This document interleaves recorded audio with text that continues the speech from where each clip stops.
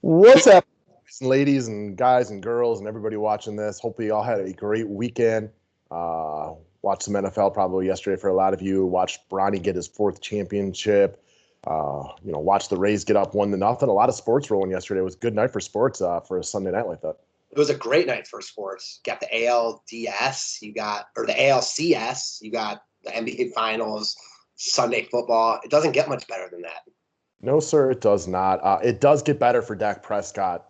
That was a brutal injury. It was definitely one of those injuries, very much like Gordon Hayward, where like you knew in 1 second it was out. He was out for the year, right? Like that was brutal. How about did you hear Tony Romo be like, I hope it's just a cramp? Yes, I did hear that. I'm like, dude, his ankle is bent backwards. That's not what cramps look like. It reminded me a lot of the Gordon Hayward injury because you saw it happen in real time and you knew in half a second, like this guy's out for the year. You can go, I don't know Dak Prescott, but from all things that everybody says about him, he seems like class personified. So you feel for a guy like that on the franchise tag. Yeah, man. You threw it in at the end, especially like there aren't many like contract years in the NFL, but this is one of them for a big contract. And I hope Dallas does the right thing by him.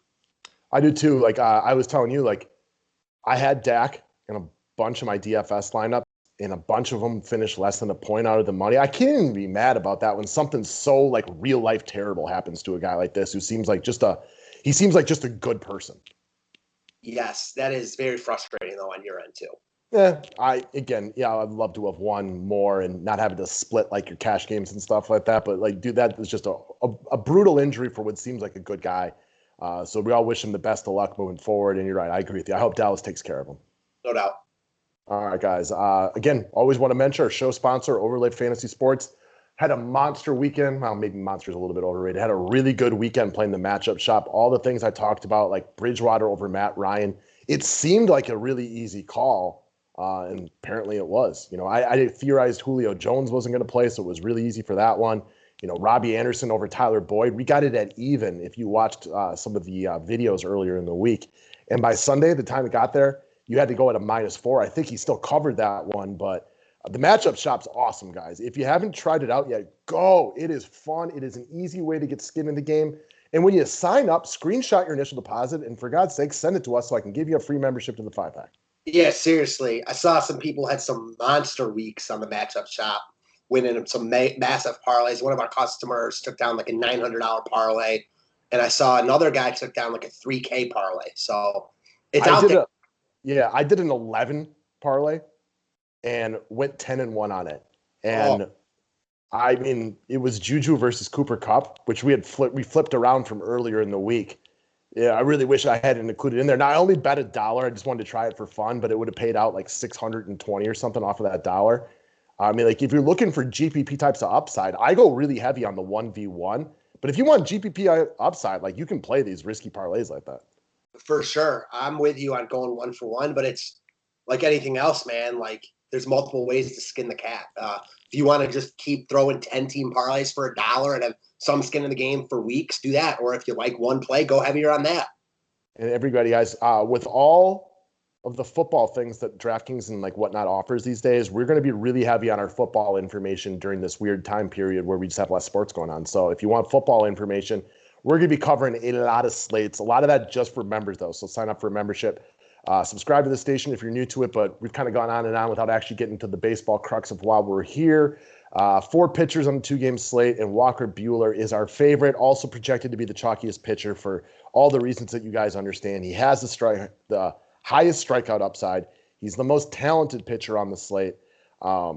We don't want to pick on Atlanta, but you don't want to pick on any of these teams, and Atlanta will strike out in bunches. As great as Ronald Acuna is, like he's lined up to strike out 3 times today. Yeah, no doubt about that. So 4 good offenses. That's why they're still left in the playoffs. We're both big Buehler fans. I might be a little bit of a bigger fan than you are, but we both respect him a lot. He's very affordable at 8,500. He's got by far the highest K upside of anyone on the slate. There's some other good pitchers on the slate, but Buehler is, really the best pitcher in multiple different ways. You're right. We don't want to pick on Atlanta, but do you want to pick on the Dodgers? No. Do you want to really pick on the Rays? No. Do you really want to pick on the Astros? No. So that's where that's what it is all the way around. we don't expect any of these pitchers to go for 45 plus here and absolutely dominate. But Buehler's in a good spot to get a lot of Ks. Even if he gives up a few hits, he's got such high K upside that he can make up for it. Yeah, he's got elite level stuff. He's not, I wouldn't label him an elite level pitcher yet, but like if there was a young pitcher that was going to turn into a Jacob deGrom clone type, like he's that kind of guy. Yeah, exactly. All right, next up. So speaking of the Los Angeles Dodgers, I expect their offense to get a good amount of love tonight, even though they're not as good against left-handed pitching. Max Fried is the youngest pitcher going tonight, so he's got the least amount of playoff experience out of a lot of these guys. Although I'm trying to think. Yeah, he's definitely got the least amount of playoff experience out of all these guys going. So expect Justin Turner at third base to be a very chalky play on this one. He is one of my favorite bats on this one because I kind of like the chalkier build today. He's a good hitter against left-handed pitching. He's a big game player, lots of playoff experience, great playoff numbers, very affordable. He's a guy that will 100% be in my cash lineup today. And I like Fried. I respect Fried a lot. I actually have some interest in him tonight, but he was not great last time out. He got pulled after only 60 pitches. The Marlins got to him a bunch, and I think the Dodgers are better than the Marlins. Wouldn't you agree? Ooh, I don't know. I don't know if I want to go out. Yeah, obviously. Yeah, that's not going out on a limb. That's just a statement of fact. That sounds like something that should be an opinion, but that one's a fact. Mm-hmm. All right, so the Tampa Bay Rays against Lance McCullers. So to us, Lance McCullers, of all the pitchers going today, is the biggest wild card. We agree as far as pure upside, he's second on the list behind Walker Buehler. As far as proposed downside, he's clearly the top guy. He's the guy most likely to end up in negative numbers tonight. Agreed? No doubt. Okay. He is a wild card type of pitcher. When and that curveball and whatnot, he can rattle through a lineup like that. When it's not going well, he gets in his own head, and he's very capable of blow-up starts. We've seen him so many times. It's why you love not playing a chalky Lance McCullers.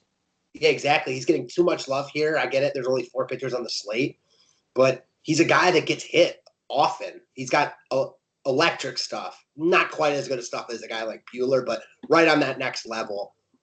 When he's on his game, he can cut through any lineup, as you mentioned, but he's oftentimes not on his game. We don't know what's going to be the case tonight, so I don't want to sit here and say you got to go all out and stack Tampa. I don't think that's the worst call. And leading off at 4K, Meadows gives you nice exposure no matter what you want to do with Tampa. Even if you like McCullers and use him here, Meadows makes sense. Not a bad idea to pick a hitter or two against your pitchers. He is on this slate at 4K leading off the cog in the machine. So Austin Meadows did not have a great season, right? Like this is a very good baseball player. If you remember last year, I think we were like 50 games through the year, and we were talking about how crazy it is that Austin Meadows' OPS is like 200 points higher than Mike Trout's. And since then, he's been good, but not great. Not a great season, which is a lot of people's 2020. But we know he's good, and he appears to be rounding into form with home runs in 2 or 3 games. So this one makes sense in any type of format for me. I will say, now that you bring up last year, I definitely remember talking about that. And then I also remember like a month and a half later being like, damn, what happened to Austin Meadows? Yeah, like Mike Trout caught him. Oh, yeah, it's Mike Trout, though. Yeah. All right, so we know we talked about Walker Buehler, but we also want to bring up the Atlanta stack a little bit, and specifically Marcell Ozuna, who, when you ask people who are the best hitters on Atlanta, I think Acuna and Freeman come out of their mouth, and then there's like a distant third. Well, not this year. Marcell Ozuna has been amazing. And even as we talk this one out over members only, if I'm like one-offing an Atlanta guy just to be a little different against Walker Buehler, Ozuna's not the guy I'm thinking of. But then you look at his numbers this year, and he's been better than Acuna, probably because he's played a few more games, and the batting average has been a little bit higher. He's been just as good as Freddie Freeman. And we think the Atlanta stack, while you're not going to get it at no ownership, is going to be very low owned. And as great as Walker Buehler is, he's not perfect. It took him 4 innings and 100 pitches to get through last game. So it's not crazy to think that you go after a very talented Atlanta Braves team that will be the lowest owned stack on the night just to be contrarian in GPPs. Yeah, we see this so eye to eye. Definitely not a guy when I first looked at this slate I was looking at it all. And I think not a lot of people will be looking at him. But look at his year, as we talked about on the members only. So best year he's ever had. I know only 60 games. He had that one great year in Miami, but this topped it. He almost won the hitting triple crown in the National League. Led the NL in RBIs and homers. Finished second or third in average.